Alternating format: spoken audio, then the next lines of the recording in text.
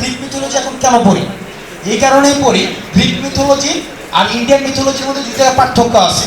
Greek mythology ছিল episodic, মানে প্রত্যেকটা মানে কিছুদিন পর পর নতুন একটা এপিসোড ইন্ট্রোডিউস হইতো, যেটার সাথে আগের এপিসোডের একটা ডিস্টিংক্ট একটা ডিফারেন্ট থাকতো। আমাদের যে আন্দোলনটা এটা হয়েছে না, এটা এপিসোডিক হয়েছে। একটা পর্যায় পর্যন্ত ঢাকা ইউনিভার্সিটি, একটা পর্যায় পর্যন্ত সেটা যখন সবাইকে নিয়ে গেল প্রাইভেট ইউনিভার্সিটি, মাদ্রাসা স্টুডেন্ট, রিক্সাওয়ালা, তারপর হচ্ছে একটা পর্যায়ে কিন্তু আমরা সবাই স্টুডেন্টরা কিন্তু ইনঅ্যাক্টিভ হয়ে গেছি। তখন আন্দোলনটা চলে গেল বিদেশে, সেটা চলে গেল কোথায়? Remittance shutdown. অর্থাৎ আমরা এই যে একটা স্টেক দাবি করতেছি না যে ঢাকা ইউনিভার্সিটি প্রাইভেট ইউনিভার্সিটি, এটা আমি একটু ব্যাখ্যা দিচ্ছি। প্রথমটা ডিবাঙ্ক করে আপনি এখানে ছিলেন না, স্থগিত করার বিষয়টা, আন্দোলন কোনো পর্যায়ে স্থগিত করানো হয় নাই, কোনো পর্যায়ে না। এখন মিডিয়া ম্যানিপুলেশনের মধ্য দিয়ে আমাদের বক্তব্যকে হচ্ছে মিসইন্টারপ্রেট করার মধ্য দিয়ে বক্তব্যকে কাটা হয়েছে। আপনারা যদি আমার টাইমলাইনে যান, সেখানে স্পষ্টভাবে বলা হয়েছে যে আমাদের শাটডাউন কর্মসূচি চলবে, কন্টিনিউ থাকবে। শব্দটা ছিল কন্টিনিউ। এবং কোথায়? ডিজিএফআই এর সবাই পিছনে, আমরাও ছিলাম একদম ওপেন, যেটাকে আমরা কি বলে ব্ল্যাঙ্ক পয়েন্টের একদম বুলেটের সামনে। অডিটোরিয়ামে বলছি, ডিজিএফ এর তৎকালীন ডিজি হামিদ, উনি তখন পিছনে ছিল এবং উনার মধ্য দিয়ে বক্তব্য, পিছনে এতগুলো মানুষ আমাদেরকে বক্তব্য দিয়ে দেখাচ্ছে কি আন্দোলন যেন আমরা বন্ধ করি। সেই জায়গায় আমরা বক্তব্য দিয়েছি কি আমাদের শাটডাউন কর্মসূচি চলবে, রাইট? এখন এই অংশটাকে কেটে দিয়ে এটাকে বিশেষ করে ডিবিসি যে কাজটা করছে, এটাকে প্রচন্ডভাবে মিডিয়া ম্যানিপুলেশনের মাধ্যমে প্রচার করছে। কিন্তু আপনি যদি প্রিন্ট মিডিয়াতে যান, প্রিন্ট মিডিয়াতে কিন্তু আমাদের কোনো বক্তব্যকে ডিফর্ম করা হয়নি, টেলিমিডিয়াতে ডিফর্ম করা হয়েছে, কারণ টেলিমিডিয়াটা পুরোটা ডিজিএফআই নিয়ন্ত্রণ নিয়ে নিয়েছিল।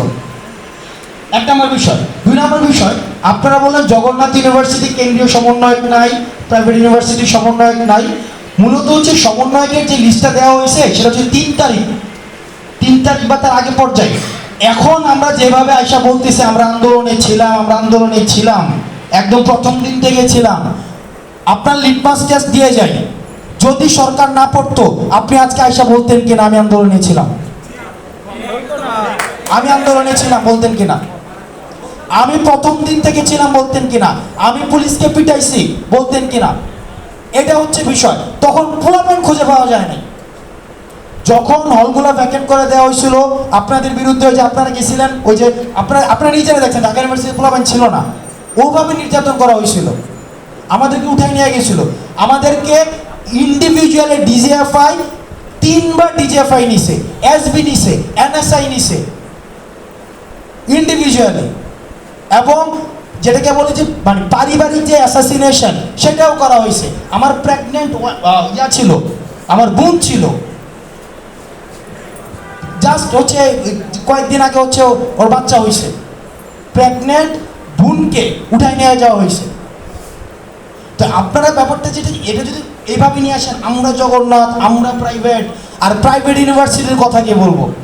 ধরেন একটা গ্রুপ আসছে 7-8 জনের, ওরা বলতেছে কি আন্দোলন যখন বন্ধ হয়েছে আমরা চালু করছি, কেউ ছিল না, ওকে ঠিক আছে ফাইন, তাহলে এটাকে কিভাবে ফরমেশনে নিয়ে আসা যায় যে আমরা এভাবে ফর্ম করলাম। এই 7 জনকে বোঝানোর পরে আবার দেখা যায় 10 জন আসছে, ভাই আপনারা ওদের কথা শুনছেন, আমরা ওখানে ছিলাম, ওরা দালালি করছেন। আরে ভাই ওকে ফাইন। এরপরে আবার একটা গ্রুপ আসছে, প্রাইভেট ইউনিভার্সিটিদের সাথে সবচেয়ে বেশিবার বসা হয়েছে এই পর্যন্ত, সবচেয়ে বেশি যদি বসা হয়ে থাকে অন্তত 30 বার, আমি এক্সাজারেট করতেছি না, কোনো এক্সাজারেট করতেছি না, সংখ্যাটা 30 বারের বেশি হবে, কম হবে না, 30 বারের বেশি। ওদের অন্তত 30টা পক্ষ, এবং এক পক্ষ আরেক পক্ষকে বলতেছে আমরা রিয়েল ওরা ফেক, আমরা রিয়েল ওরা ফেক। এখন আপনি কোনটাকে অন করবেন বলেন, কাকে আপনি লোকেট করবেন?